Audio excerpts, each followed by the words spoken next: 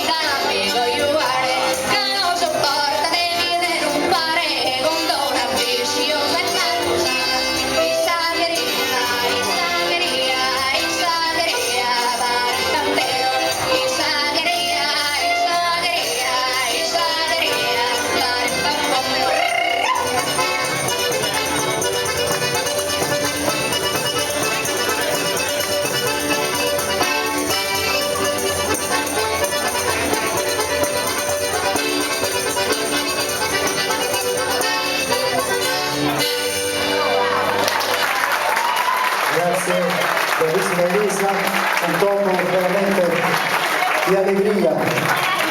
Abbiamo pensato che era un giovanile di gruppo, come Funes stavamo invecchiando abbastanza.